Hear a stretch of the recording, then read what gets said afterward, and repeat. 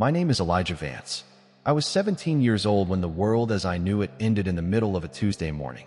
It was October 14th, 2025. I remember the exact date because I had a biology midterm that I'd stayed up until 2 a.m. studying for in our apartment in suburban Columbus, Ohio.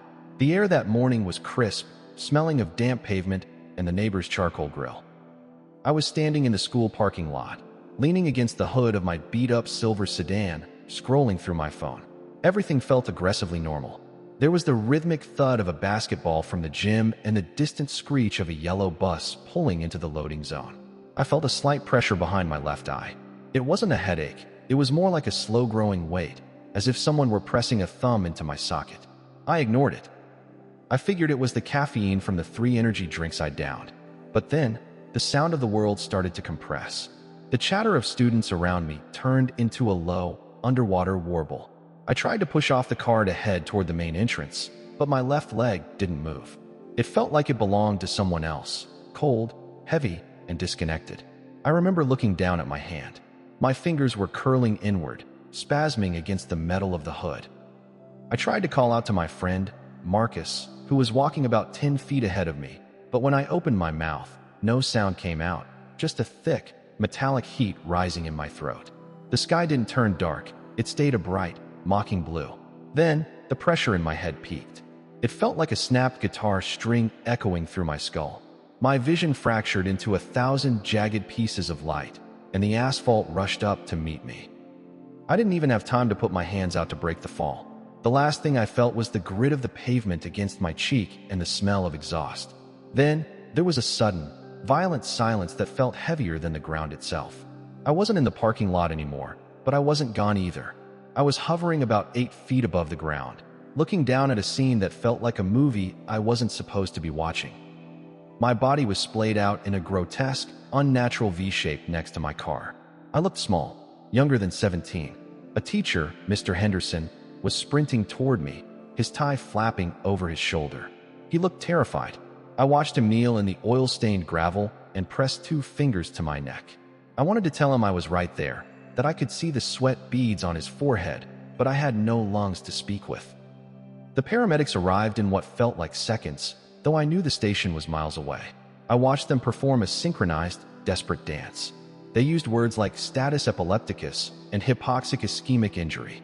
I saw them shear my favorite hoodie off with trauma shears, the fabric bunching up around my shoulders. One of them, a woman with a tired face and a chipped fingernail, was bagging me, forcing air into my lungs with a plastic mask. I followed the ambulance as it tore through the streets, sirens screaming. I wasn't floating on a cloud.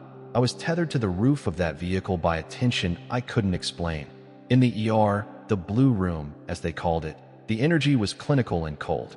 They were pumping me with Ativan and propofol, trying to break a seizure that had become my entire physical reality. My mom arrived 20 minutes later. She didn't scream. She just stood in the doorway of the trauma bay, clutching her purse so hard her knuckles were white, her eyes darting between the heart monitor and my gray face. I saw the doctor pull her aside, his voice a low murmur. He used the phrase prolonged downtime. He told her my brain wasn't responding to the meds. I watched her hand go to her mouth, and for the first time, I felt a genuine, piercing fear. Not because I was dying, but because I realized I was a spectator to my own tragedy, completely unable to bridge the gap between us. The hospital sounds eventually faded. The rhythmic beep-beep-beep of the monitor stretched out, the intervals growing longer and longer until they merged into one continuous, flat tone. That's when the hospital walls didn't disappear, but rather dissolved. I wasn't in a tunnel, and I wasn't in a garden. I was standing in a place that felt like the very edge of an ocean at midnight. There was no horizon. The air was thick, not with smoke, but with a kind of heavy, expectant stillness. It felt like the moment right before a massive thunderstorm breaks, where the tension in the atmosphere makes your skin crawl. I turned around, expecting to see the ER doors, but there was only a vast, shimmering expanse. And then he was there. He wasn't glowing with a blinding, cinematic light that obscured his features. He looked like a man who had been walking for a very long time. He wore a simple, dark garment that looked dusty, and his hands were calloused. He didn't look like the paintings in the foyer of my family's church, the ones with the soft, blue eyes and the gentle smile. His eyes were the most intense thing I've ever seen. They were amber, like fire trapped in glass, and they looked at me with a weight that made me want to drop to my knees, not out of worship, but out of a sudden, crushing realization of my own emptiness. "Elijah," he said. His voice didn't echo. It sounded like it was coming from inside my own chest. It was calm, but it held a vibration that made the very ground beneath my feet tremble. I tried to speak, to ask if I was dead, but he just held up a hand. The silence that followed was heavy. He wasn't looking at me with pity. He was looking at me with a profound, unsettling seriousness. He stepped closer, and I realized he wasn't there to comfort me. He was there to show me something I wasn't ready to see.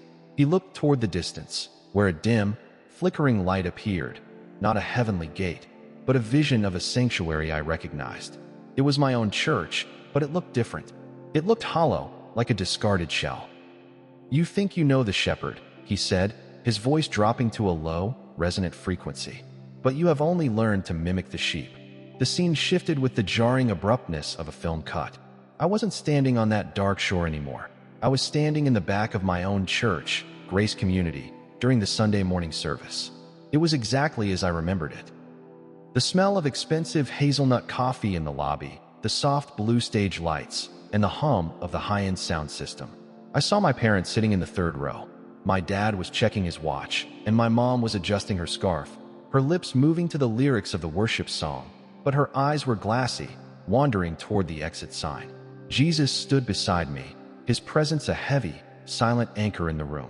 He didn't look at the stage or the pastor. He looked at the faces in the pews. "Watch," he whispered. As the music swelled to a crescendo, I saw something terrifying. From his perspective, the fire people were singing about wasn't there. Instead, a gray, thin mist seemed to be leaking out of their mouths. It wasn't breath, it was a cold, stagnant vapor.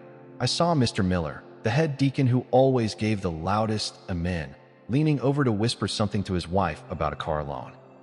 I saw the youth group huddled in the back, their thumbs flying across phone screens under the level of the pews.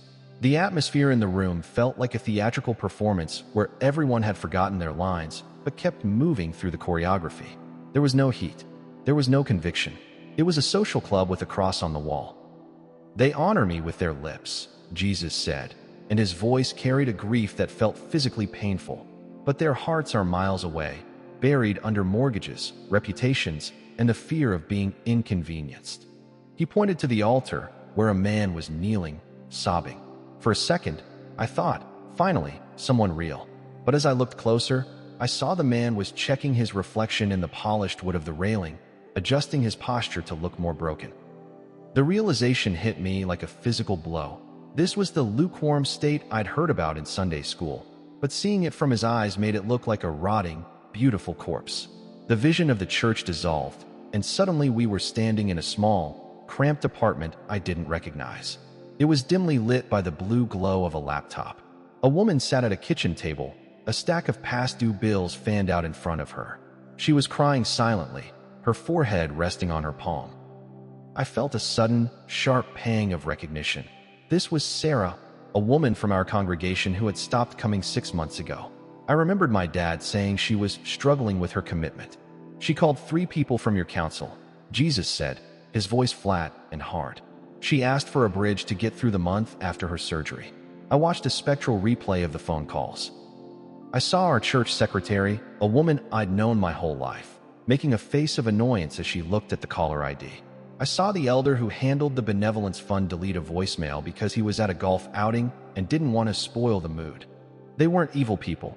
They were just busy. They were comfortable. They didn't want their peace disturbed by someone else's chaos.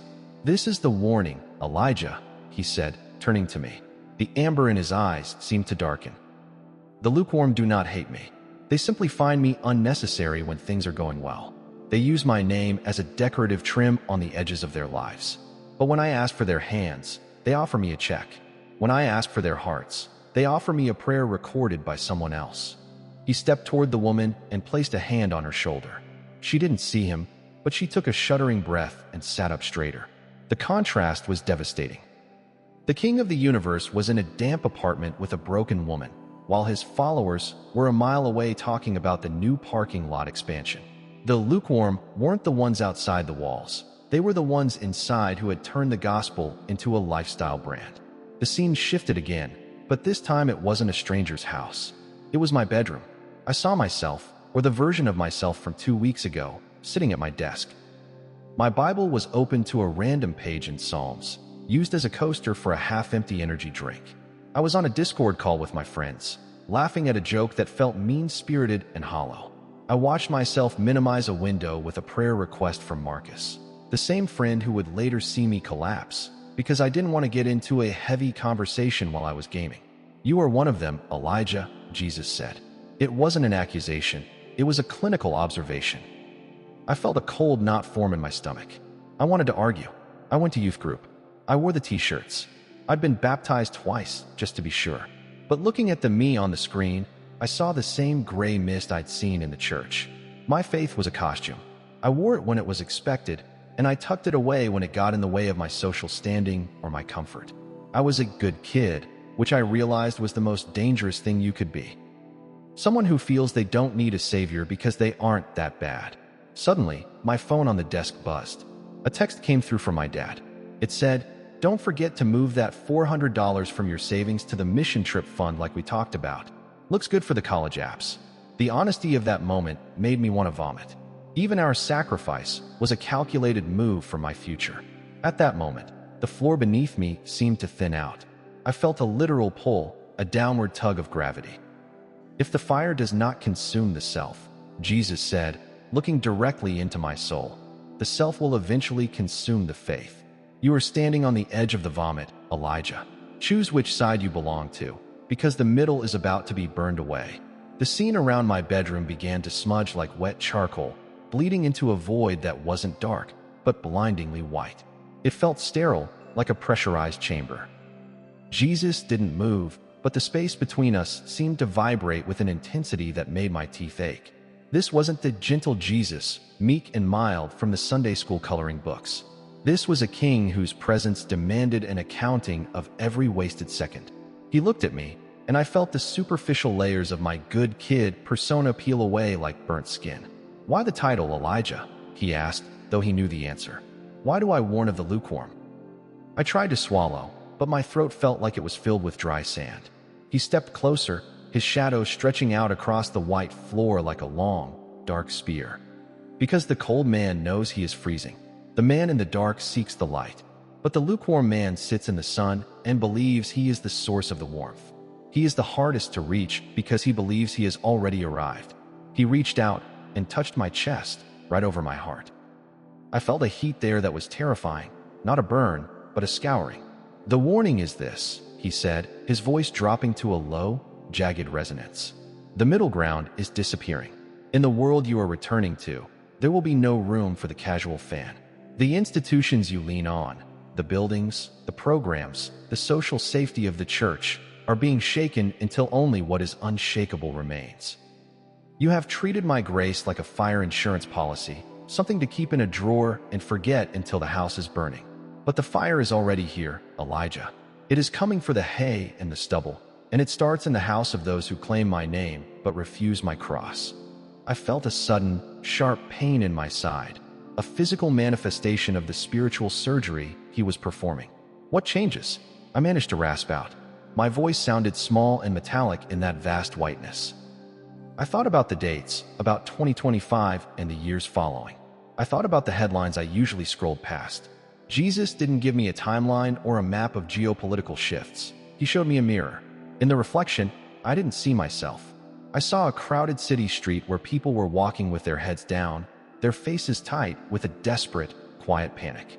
They were surrounded by noise, by flickering screens, and by a crushing sense of loneliness.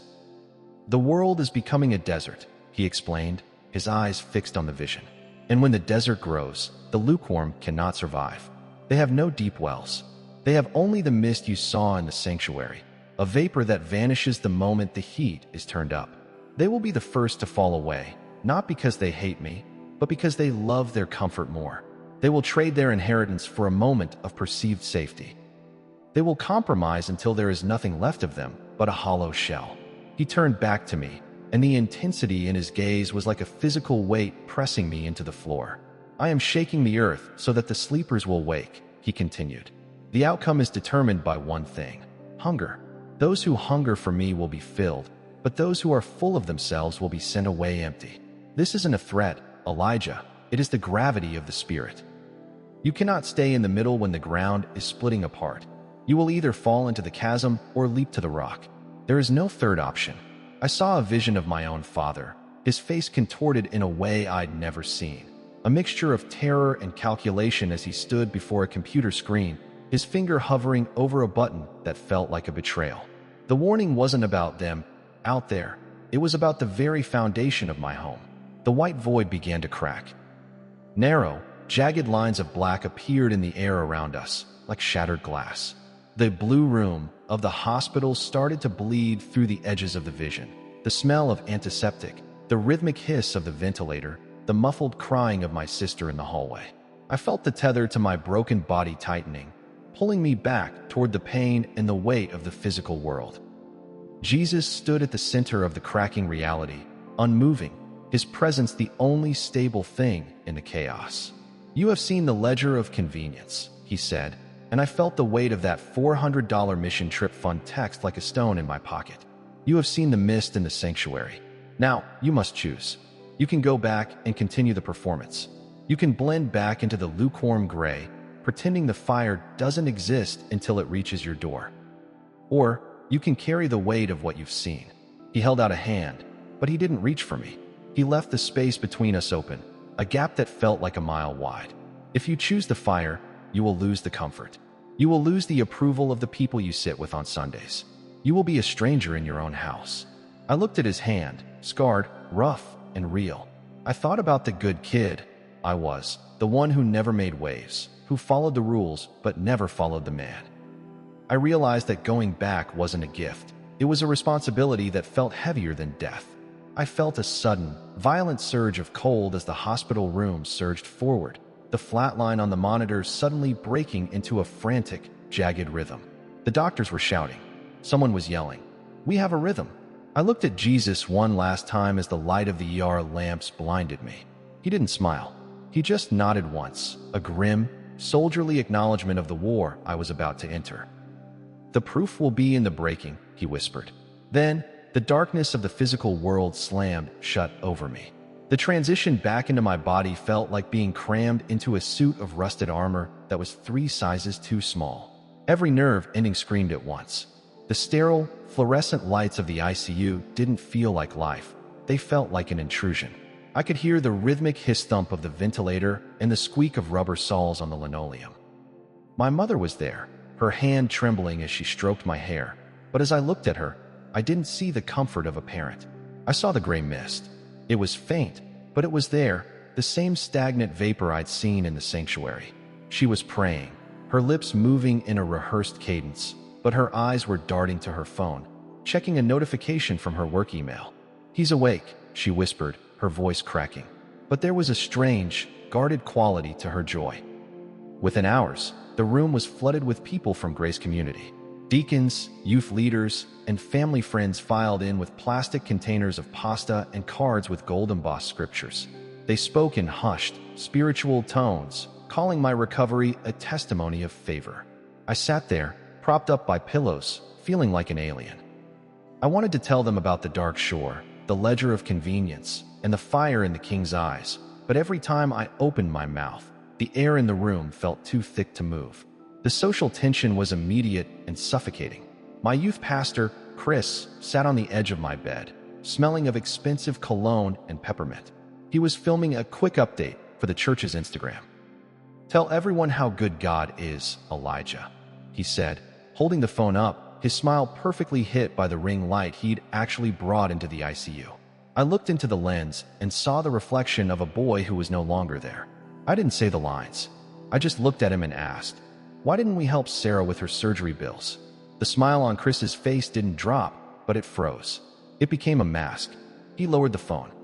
The holy energy in the room evaporating instantly into a sharp, uncomfortable silence. 3 days after I was discharged, the lukewarm warning stopped being a vision and started being my reality. We were sitting at the dinner table, the same mahogany table where we'd planned my mission trip for my college resume. My dad was talking about the church's new legacy campaign, a multi-million-dollar renovation for the coffee bar and the digital signage. He was excited, his face flushed with the kind of passion he never showed during worship. I put my fork down. The sound of it hitting the ceramic plate felt like a gunshot. "I'm not going on the mission trip," I said quietly. My dad stopped mid-sentence. My mom froze with a water pitcher in her hand. "And I don't want the money in that fund to go to a coffee bar. I want to give it to Sarah. And I want to find the others, the ones who stopped coming because we were too busy looking at ourselves." The air in the room changed. It wasn't a spiritual debate, it was a domestic crisis. My father's face shifted from confusion to a hard, cold, redirected anger. He didn't ask what I'd seen in the blue room. He didn't ask about the man on the shore. He asked about the optics. "Elijah, you've been through a trauma," he said, his voice tight and controlled. "You're being sensitive. That money is for your future. It's a stewardship issue." He used the word stewardship like a shield to protect his bank account. I realized then that my father wasn't cold. He wasn't an atheist. He was the perfect lukewarm believer. He used the language of the kingdom to fund the kingdom of himself. When I pushed back, when I told him Jesus called our sanctuary a hollow shell, he didn't weep. He withdrew. He looked at me with a sudden, piercing resentment, as if I were an intruder in his comfortable life. That night, for the first time in 17 years, he didn't come into my room to say goodnight. The silence in the hallway was the sound of the middle ground splitting apart. The final confirmation, the proof event, happened on a rainy Tuesday, exactly 3 weeks after my collapse. I was back at school, walking through the same parking lot where I'd died. My body felt heavy, the neurological damage leaving me with a slight, permanent tremor in my left hand. I saw Marcus, the friend I'd ignored on Discord while gaming. He looked ragged, his eyes bloodshot. He didn't offer a praise report or a religious cliche. He just stood there in the rain and told me his dad had lost his job and they were being evicted by the end of the month. I felt the heat in my chest again, the scouring fire. I knew what I had to do. I went home and opened the banking app on my phone. My dad had given me joint access to the mission fund months ago so I could track my savings. My thumb hovered over the transfer button.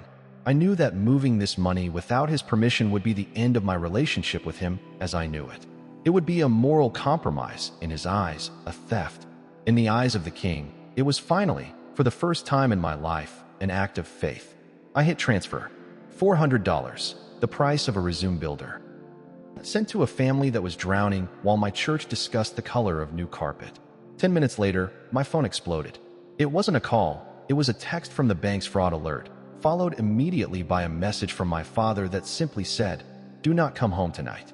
I sat in my car, my hands shaking, watching the rain blur the windshield. I looked at the dashboard clock, 6:14 p.m., November 4th, 2025. I was homeless, I was broke, and I was finally, terrifyingly awake. I looked down at my shaking left hand and realized the tremor had stopped.